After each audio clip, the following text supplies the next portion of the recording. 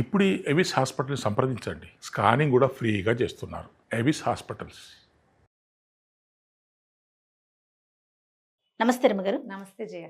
రమ్మగారు, ఆడవాళ్ళకి ఆర్థిక స్వేచ్ఛ ఒక రకంగా చెప్పాలంటే ఎక్కువైపోయింది. దీనివల్ల సమస్యల్ని చూస్తూ ఉన్నాం, ఇదివరకు లేని కొత్త కొత్త సమస్యల్ని. మరోపక్క చూస్తే ఎంత చదువు ఉన్న వాళ్ళైనా సరే ఆ స్వేచ్ఛ అనేది లేకపోవడంతో ఎంతసేపు తనకున్న పార్ట్నర్ దగ్గర చేజాపటమే, ఇలాంటివి చూస్తూ ఉన్నాం. అసలు ఎంతవరకు ఉండాలి, ఎంతవరకు ఉందని మీరు అనుకుంటున్నారు రమ్మగారు? ఎంతైనా ఉండాల్సిందే జయ. ఉండాల్సిందే అంటారా? ఆర్థిక స్వేచ్ఛ తప్పనిసరిగా ఉండవలసిందే. ఇవాళది కాదు, పూర్వకాలం తీసుకో. మన అమ్మమ్మ నాడు మా అమ్మగారంటే ఆవిడకి ఆ పరిస్థితి లేదనుకో. జనరల్గా మా అమ్మ, మీ అమ్మమ్మ ఆ ఏజ్లో ఉన్న వాళ్ళకి ఇళ్లలో ఆర్థిక స్వేచ్ఛ ఏముండేది కాదు. చదువులు లేవు, ఉద్యోగాలు లేవు, ఇంట్లో ఉండేవాళ్ళు. భర్తలు ఏమైనా ఇస్తే దాంతో ఇల్లు నడిపేవాళ్ళు, లేదా భర్తలు తెచ్చి పడేస్తే ఇల్లు నడిపే కాలాన్నే మన అమ్మలు చూశారు. వీళ్ళకి ఆర్థిక స్వేచ్ఛ ఉండేదా ఆ రోజుల్లో? తెలియదు మనకి. వాళ్ళకి ఏముండేవి? వాళ్ళ మేనమామలు, వాళ్ళ అన్నయ్యలో, తమ్ముళ్ళు ఎవరైనా వచ్చి పుట్టింటి తరపున 10 రూపాయలు, 25 రూపాయలు, 100 రూపాయలు చేతిలో పెడితే వీళ్ళు మా వాళ్ళు నాకు డబ్బు ఇచ్చారు అనే విషయం భర్తలకు చెప్పకుండా కామ్గా ఆ డబ్బులు పక్కన పెట్టుకుని తమకు అత్యవసరాలు వచ్చినప్పుడు, తాము ఎవరికైనా ఇవ్వాల్సి వచ్చినప్పుడు, పిల్లలకి ఏదైనా గడపాల్సి వచ్చినప్పుడు భర్తలు ఒప్పుకోని విషయాలని తల్లులు తమ రహస్య పాకెట్ మనీ తోటి నడిపేవాళ్ళు. అది ఇది కూడా ఒప్పుకోవచ్చు కదా. అది కూడా పిల్లల కోసమో లేదా సంసారం కోసమో, వాళ్ళ కోసం చాలా తక్కువ వాళ్ళు కదా. ఏమున్నాయి జయ, అప్పుడు ఖర్చు లేవమ్మా. ఆడవాళ్ళకి ఖర్చులు లేవు, పాడలేవు. అవును. భర్తలకి తెలియని ఏ ఖర్చు ఆ రోజున లేదు. ఆ కాస్త పావలా, అర్ధ, 10 పైసలతోటి చేసేవాళ్ళు. తర్వాత క్రమంగా కొంచెం ఇంటి ఖర్చుకి భర్తలు డబ్బులు ఇవ్వటము, లేదా ఏదైనా పై సంపాదన ఏవైనా ఉంటే వీళ్ళు కొంత తీసి దాచిపెట్టుకోవటము. పెట్టుకుని అమ్మ డబ్బులు ఎక్కడ ఉంటాయంటే పోపులు పెట్టిలో డబ్బులు ఉంటాయి, చెంగున కట్టుకుని ఉంటాయి. చెంగును ముడేసుకునేవాడు. అప్పుడు పర్సులా, దాచిపెట్టుకోవటాలా ఏముంది ఆ రోజున? ఏమీ లేదు. వాళ్ళకున్న ఆర్థిక స్వేచ్ఛ ఎంతవరకు ఉండేది? ఆ పోపులు పెట్టి దాకానే ఉండేది. ఏమో ఆ కాలాన్ని దాటలా మనం? దాటేసాం. మన అమ్మలకే మనకి తెలుసు. వాళ్ళ దగ్గర 1000, 2000, 3000 ఉండటం, 2-3 చోట్ల వాళ్ళు అట్టే పెట్టుకోవటం. నీ డబ్బులు ఇవ్వవే అని భర్తలు కొంత ఇవ్వు అని బతిలాడి తీసుకోవటం, మళ్ళీ నా డబ్బులు నాకు ఇచ్చే అని వెనక్కి తీసుకునే రోజులు కూడా మనకు తెలుసు. అవునండి. క్రమంగా అవన్నీ దాటేసాం. మనకు ఉద్యోగాలు, చదువులు వచ్చాయి, ఉద్యోగాలు వచ్చాయి. ఒక 20 ఏళ్ల క్రితం దాకా చదువులు, ఉద్యోగాలు ఉన్నా కూడా అందులోంచి, ఆ జీతాల్లోంచి టీచర్లుగా పనిచేస్తూ నెలకి ఇంత పెద్ద అమౌంట్ వచ్చేవాళ్ళు, బ్యాంక్ ఆఫీసర్లుగా ఉండేవాళ్ళు కూడా ఏం ఖర్చు పెట్టాలన్నా భర్త అనుమతితోటే ఖర్చు పెట్టే విధానమే మన ఇండియాలో ఉండేది, ఉన్నది. 20 ఏళ్ల క్రితం దాకా అనుకో. 20 ఏళ్ల క్రితం నుంచి కొంచెం ఇంకా బాగా బ్రైట్ అయ్యి వీళ్ళు ముందుకెళ్ళి నా అకౌంట్ నాది, నీ అకౌంట్ నీది, నీ డబ్బులు నీవి, నా డబ్బులు నావి, నా ఖర్చులు వేరు, నీ ఖర్చులు వేరు, కామన్ ఖర్చులు వేరు అని మాట్లాడుకునే ఒక సమాజం మొదలైంది 20 years బ్యాకే. ఇప్పుడు ఎలా ఉంది? ఆడపిల్లలు కూడా, మగపిల్లాడు 22 ఏళ్ళు వచ్చి వాడు ఇంజనీరింగ్ ఇంకా మీసాలు కూడా రావు, బుజ్జి మొహం, లేత మొహం వేసుకుని ఉంటాడు. వాడికి ఒక 20 లక్షల జీతం, 10 లక్షల జీతం. ఆ పిల్లకి ఇంకా అన్నం సరిగ్గా కలుపుకొని తింటున్నది, ఆవకాయ అమ్మాయి కలిపెట్టాలి, దానికి వచ్చేస్తాయి ఒక 20 లక్షలు. డబ్బులు వచ్చేసరికి ఇప్పుడు వీళ్ళకి నా డబ్బు ఇది, దీంట్లో నేను ఇది చేస్తా, ఇది చేయను, నాది ఇది అని చెప్పడం క్లియర్గా నేర్చుకున్నారు. మనం ఇది తెలుసు మనకి. అవును. దాంతో ఇంతంత జీతాలు రావడంతో పిల్లలకి, ఆడపిల్లలకి ఐడియాలజీ పెరిగిపోయిందని, ఆ స్వేచ్ఛ ఎక్కువైపోయిందని 100 రకాలు, వేల కొద్ది వీడియోలు, పెద్దవాళ్ళు, చిన్నవాళ్ళు, పల్లెటూరు వాళ్ళు, పట్నం వాళ్ళు అందరూ ఇవే మాట్లాడతారు. కానీ ఇప్పటికీ కూడా నువ్వేం చేసావు అని ప్రశ్నించకుండా ఉన్న సమాజం లేదు మనకి. లేదు నమ్మగారు. ప్రశ్నే సమాధానమే. సమాధానం రాతే దాని మీద కొట్లాట, దాని మీద పోట్లాట. ఇలా స్వతంత్రిస్తే నేను నీతో ఉండనని బెదిరింపు. వీలైతే 4 నోటి మాటలు, లేకపోతే 2 చపేటాలు. అవి ఇంకా ఉన్నాయి, అవి పోలా. ఆ సమాజం ఉంది, అవి పోలేదమ్మా, అవి పోలా.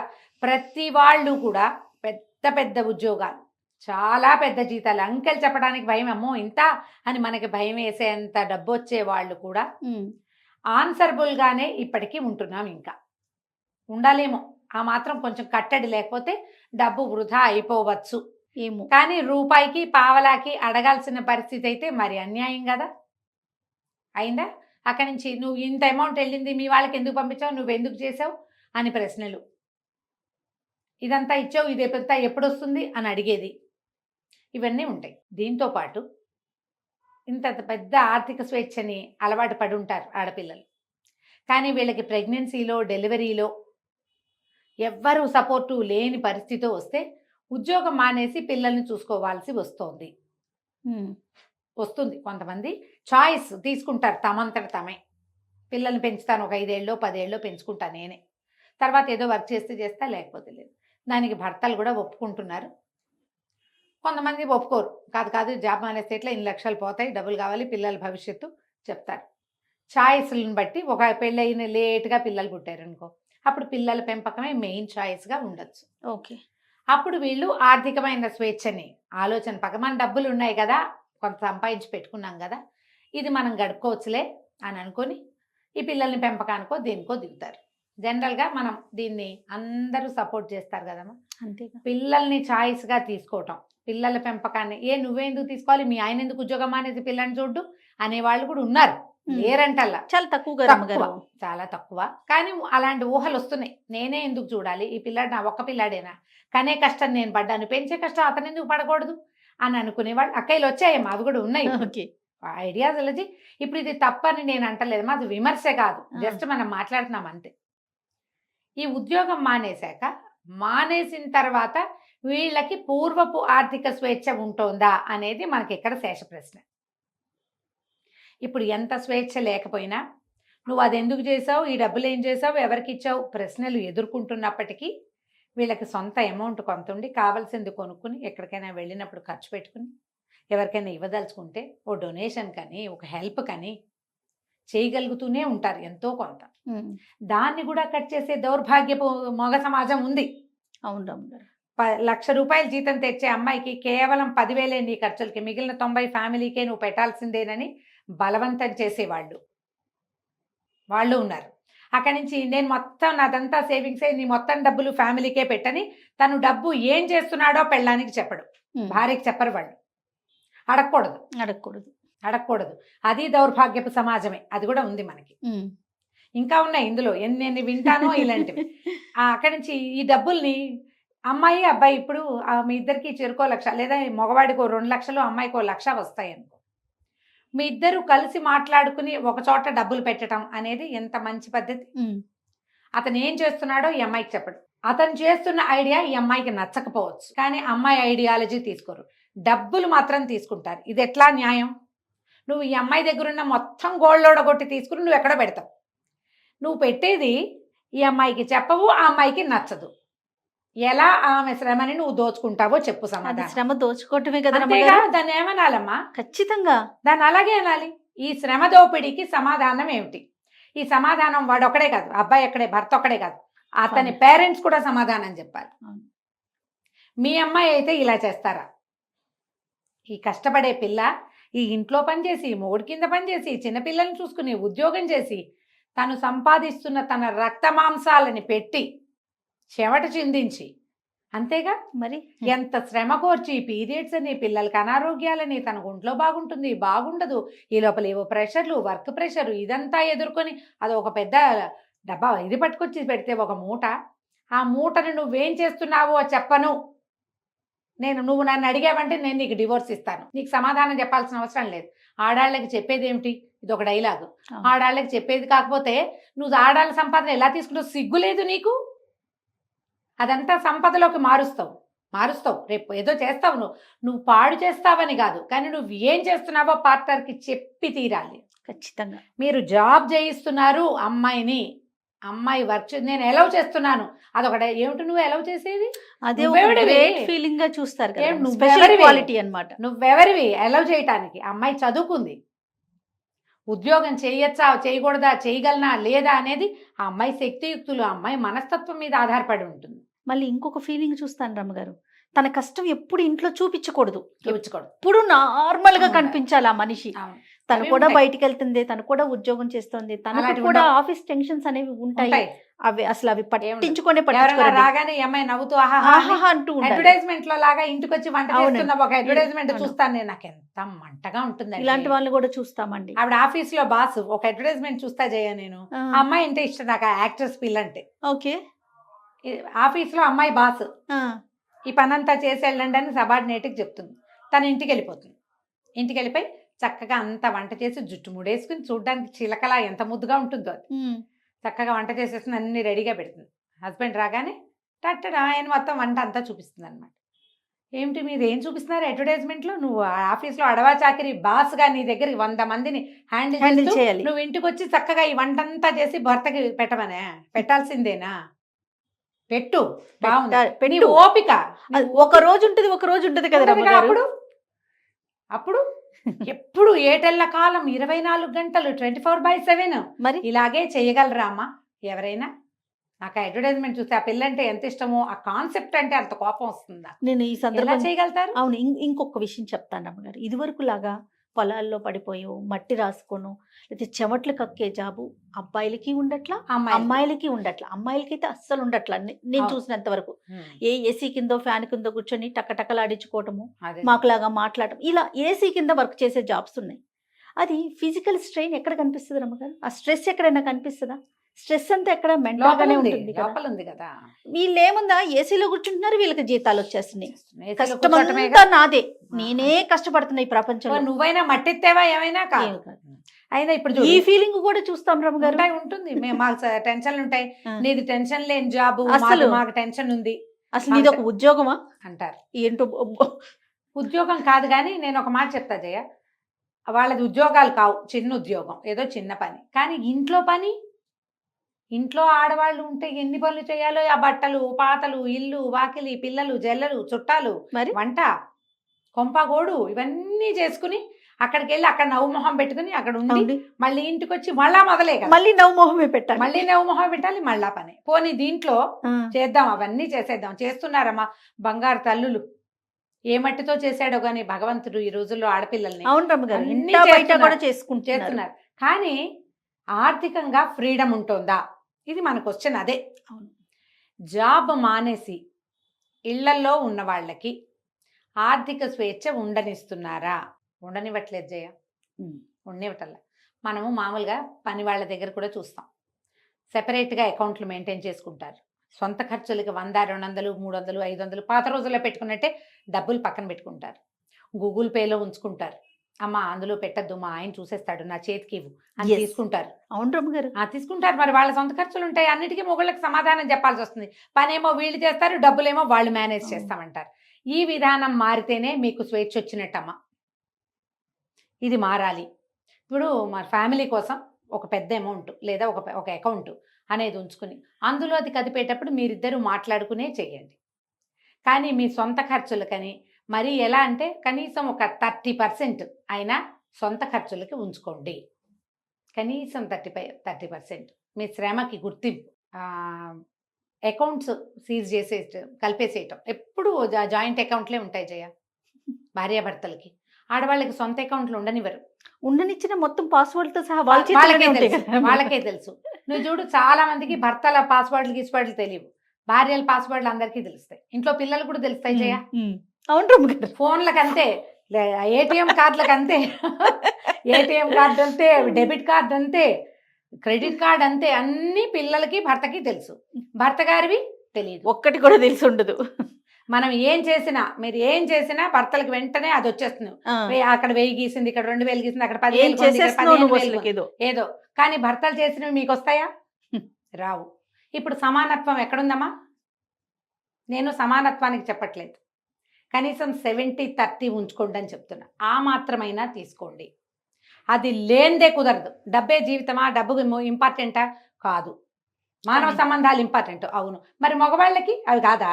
కాదు రమ్మ గారు, కాదు. డబ్బు ఇంపార్టెంట్ కాదన్నప్పుడు మనం ఇంట్లో కూర్చోట్లేదు కదా. కూర్చోట్లేదుగా.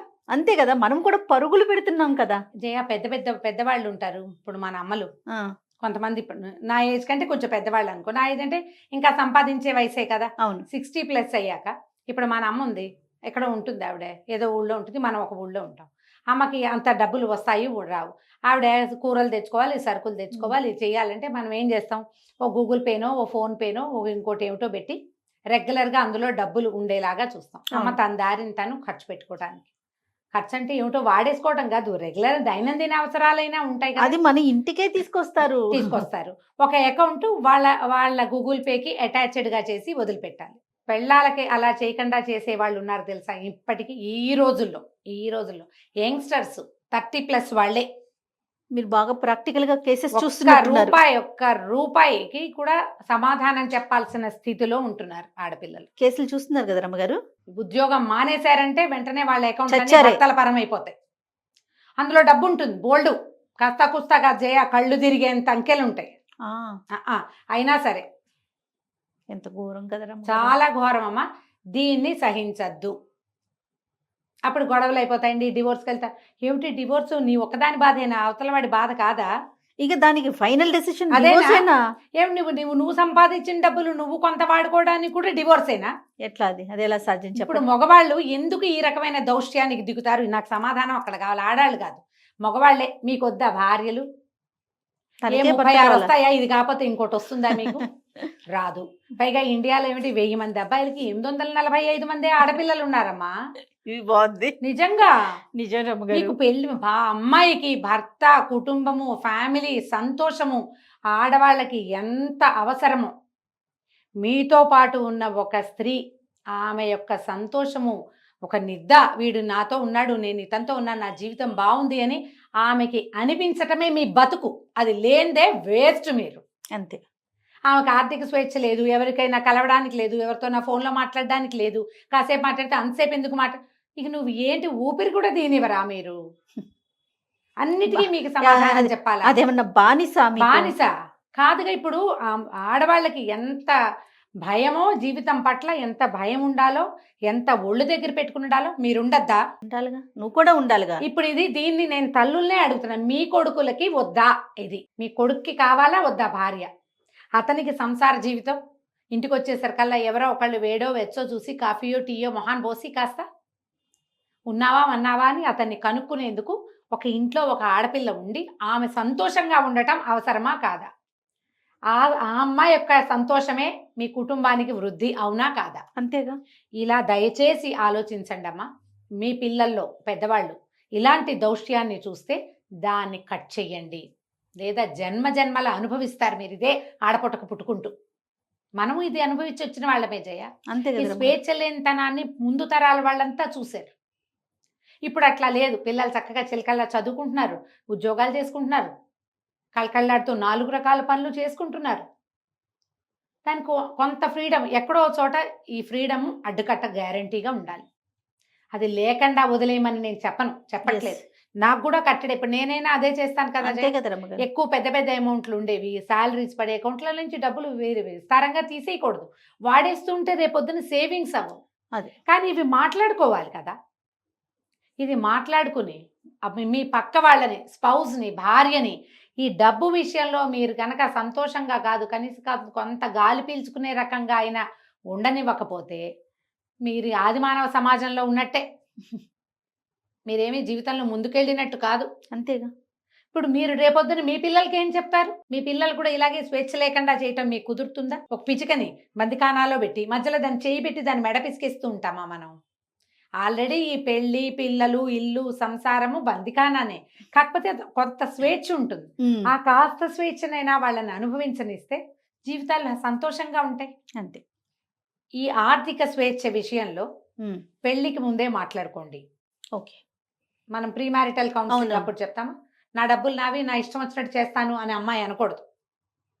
నీ డబ్బంతా నాదే, నేను చెప్పినట్టే నువ్వు వినాలని అబ్బాయి కూడా అనకూడదు.